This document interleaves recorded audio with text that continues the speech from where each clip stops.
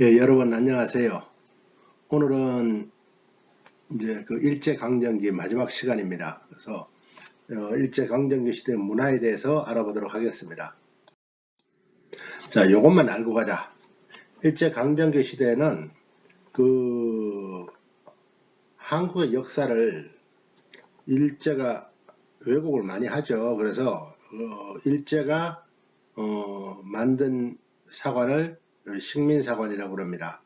여기에 대항해서 또 민족사관도 계속 거기에 항거하면서 만들었다.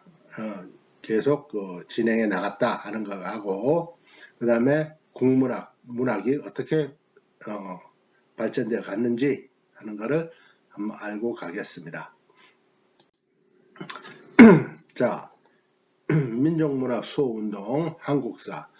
한국의 역사를 일제가 역사를 왜곡했다고 말씀을 드렸죠. 그래서 조선사 편수회, 이런 청구학회 이런 데가 중심이 돼서 그 식민사관을 정립을 하는데 타율성론, 그 다음에 당파성론, 정체성론을 중심으로 왜곡을 합니다. 타율성론은 한민족 스스로는 뭐든지 못한다 하는 것이고, 당파성론은 맨날 당파성에 의해서 싸우기만 한다 하는 것이고요. 정체성론, 앞으로 발전하지 못한다 하는 것을 근간으로 하고 있습니다. 조선사 편수에는 총독부 부설이죠. 그 다음에 경성제국대학, 그 다음에 조선총독부 총독부에 속한 학술단체들이 합쳐서 청구학회를 설립해서 이 두 기관에서 주도적으로 식민사관을 만들어 갔다. 그렇게 하시면 되겠습니다. 자, 그런데 일본은 이렇게 하고 있지만 사실 그렇게 해가지고 역사를 다 뺏길 수는 없잖아. 그렇죠? 그래서 민족사관을 또 강조하는 분들이 나오는데, 그분들은 이제 여러분들이 계십니다. 그 중에 첫 번째 박은식은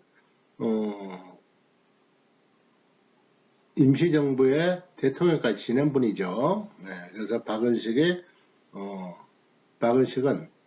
민족혼, 그 다음에 민족혼을 강조를 했습니다. 그래서 혼은 빼앗길 수 없다 것이죠. 그 다음에 이분은 이제 그 유교구신론, 한국통사, 한국독립운동지열사를 저술한 분입니다. 신채호는 이 난가사상을 얘기합니다. 난가사상이라는 것은 당군 시대에 수두제 신앙에서부터 시작이 되었다 하는 것을 얘기하는 겁니다. 그리고 역사는 아와 비아의 투쟁이다 라는 것이고요. 묘청의 난에 대해서는 1000년 내 제1대 사건으로 묘사를 하고 있죠. 앞에서 제가 말씀을 드렸죠. 묘청의 난 나올 때. 그래서 그거는 앞에서 말씀을 드렸으니까 생략하도록 하겠습니다. 그래서 신채호 이분은 이제 조선상고사, 조선사 연구초 같은 책을 저술을 했습니다. 그리고 이제 조선학 운동이 일어나는데요. 조선학 운동을 주도한 분들은 정인보, 문일평, 안재홍 이런 분들이 주도를 합니다. 그래서 정인보는 어를 주장을 하시는 분이고요. 문일평은 조선심. 그래서 어쨌든 그 혼과 관련된 거죠. 그러니까 그런 것들을 이제 그 주도를 하시는 분들인데, 이분들이 해서 한민족의 특색, 그 다음에 정통을 찾아서 주체성을 확립해야 된다라고 해서 조선학 운동이 일어납니다. 그래서 다산 정약용 서거 99주년인 1934년에 여유당 전선을 간행하면서 조선학 운동을 일으키게 됩니다. 그리고 백남훈 씨 같은 분은 이제 그 마르크스의 유물사관에 입각한 사적 유물론을 강조를 합니다. 그래서 조선사회경제사, 조선봉건사회경제사에서 이런 책들을 남기게 됩니다. 사적 유물론 딱 그러니까 뭐예요?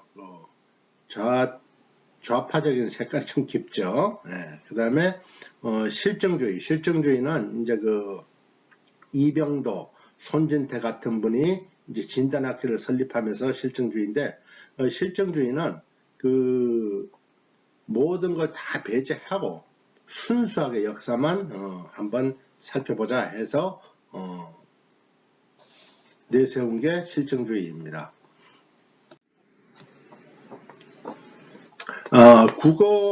한국어도 보면은 이제 조시경님이 국문연구소를 설립을 해요. 국문연구소가 이제 그 조선어 연구회로 커지게 되고요. 조선어 연구회는 이제 한글을 발행하고 가계하나를 제정합니다. 가계하나리 지금 한글날의 원조죠. 네, 그렇게 하고 이 조선어 연구회가 이제 더 발전하면서 조선어학회로 확장이 됩니다. 조선어학회는 이제 최현배, 이윤재 같은 분들이 이제 조선어학회 리더가 되는데요. 이분들은 이제 조선 맞춤법 통일안, 그 다음에 표준어를 제정하고 그렇게 그런 거를 제안하면서 조선말 큰 사전을 편찬합니다. 근데 조선말 큰 사전은 사실 그 방대한 작업이라서 굉장히 오랫동안 만들어져야 되는 것인데 일단 이게 전쟁으로 인해서 한국 전쟁으로 인해서 중단됐다가 1957년에 완성이 됩니다. 그리고 이 조선어학회 사건은 이제 1942년에 앞에 한번 나왔었죠. 그래서 뒤에서 말씀드린다고 그랬으니까 이거는 뭔가 하면은 이제 함흥 영생고등여학교 학생들이 한국어로 대화를 하다가 이제 일제에 발각이 됩니다. 네, 일제 발각이 되는데 일제에서 이 학생들을 추궁하다가 정태진이라는 사람이 교육시켰다는 것을 이제 알아내죠. 알아냈는데 이 정태진이라는 분이 조선어 사전을 편찬한다는 것을 알게 됩니다. 그래서 대대적으로 조선어학회 회원을 검거를 해요. 그래서 조선어학회 멤버들을 구속시키는 그것입니다. 그것은 이제 민족의식을 고취시켰다는 죄목으로 그분들을 대대적으로 검거를 한 사건입니다.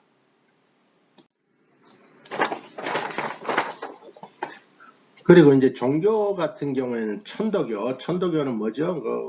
뭐라고 그랬죠? 천도교 처음에 동학이죠. 동학이 이제 천도교로 바뀌었다고 그랬죠. 앞에서 말씀드렸죠. 네, 그래서 천도교는 개벽, 어린이, 신여성 같은 잡지들을 발간을 합니다.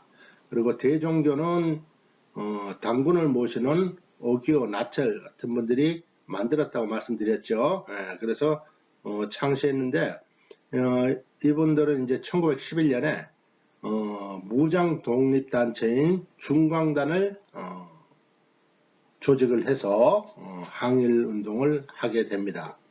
불교의 경우에도 이제 한영훈이 조선 불교 유신에 해서 불교를 새로 거듭 태어나게 순수한 불교, 그러니까 타락한 불교는 배제시키고 새로운 불교로 태어난다 해서 조선 불교 유신회를 만들게 됩니다. 개신교는 뭐 신사참배 거부 운동을 했었고요. 천주교는 이제 의민단이라는 걸 조직을 해요. 의민단은 1919년에 만들어진 무장 독립단체입니다. 그리고 원불교는 1916년에 박중빈이라는 분이 창시를 했는데요. 이 새생활운동을 내세우면서 창시를 했습니다. 이 종교들은 지금까지 다 그대로 있죠. 예. 그리고 문학의 경우에는 1910년대는 이제 계몽주의라는 건 구습을 타파하는 것이죠. 그래서 이광수의 무정, 같은 책이 나왔고요. 1920년대는 퇴폐적 낭만주의, 그래서 창조, 폐허, 백조 같은 잡지가 나오게 됩니다. 그리고 1920년대 또 20년대에 뭐라고 그랬죠? 또 공산주의가 들어오게 되죠. 그래서 그거를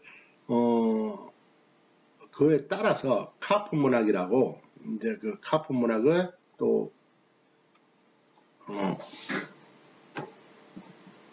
유행하는데 여기는 이제 김기진, 박영희 같은 분입니다. 그래서 이 카프 문학은 신경향파 문학, 프롤레타리아 문학이라고도 얘기를 해요. 그리고 일제에 저항하는 저항문학, 한용운 씨나 아니면 이상화 같은 분들, 그런 분들이 이제 20년대를 주도했습니다. 1930년대도 역시 저항문학이죠. 그래서 이육사, 윤동주, 시문 같은 분들이 이제 그 주로 활동을 했고요. 그 다음에 그 일본의 일제강점기 길어지니까 친일파 문학도 나오게 돼요. 그래서 최남선, 이광수 같은 분들, 그런 분들하고, 그 다음에 이런 거를 그냥 애써 외면하려는 현실도피 순수문학도 이때 나오게 됩니다. 그러니까 여러 가지가 이제 복합이 된다고 봐야죠. 또 예술에 있어서 이제 예술 쪽으로 보면은 음악으로는 이제 홍남파, 안익태 같은 분들, 미술로는 뭐 안중식, 이중섭은 이제 소를 많이 그렸다고 그래요. 그리고 연극 같은 경우에는 토월의 극예술연구회 같은 것들이 있었고요. 영화는 나온규의 아리랑, 무성 영화입니다. 그래서 이 이후에는 이제 그러니까 무성 영화라는 거는 말하는 거는 별도로 녹음을 하고 그렇게 해서 두 개 합쳐져 가지고 만들어지는 거죠. 근데 이후에는 이제 유성 영화가 나오게 됩니다. 그리고 다른 것들은 이제 송기정 씨가 올림픽 마라톤에서 우승합니다. 뭐 일장기를 가슴에 달고 하는 얘기들이 나오죠. 그 다음에 안창남이라는 분이 고국 방문 비행을 하게 됩니다. 그래서 이러한 여러 가지 1930년대는 일제강점기에는 이러한 문화가 주류를 이루었다 하는 것을 여러분들이 아시면 되겠습니다. 오늘까지 해서 우리 그 일제강점기에 대해서 다 알아봤고요. 다음 시간부터는 이제 현대사에 대해서 우리가 알아보도록 하겠습니다. 여러분들 힘내세요. 고지가 멀지 않았습니다. 자, 여러분들 다음 시간 다음 만날 때까지 안녕히 계세요.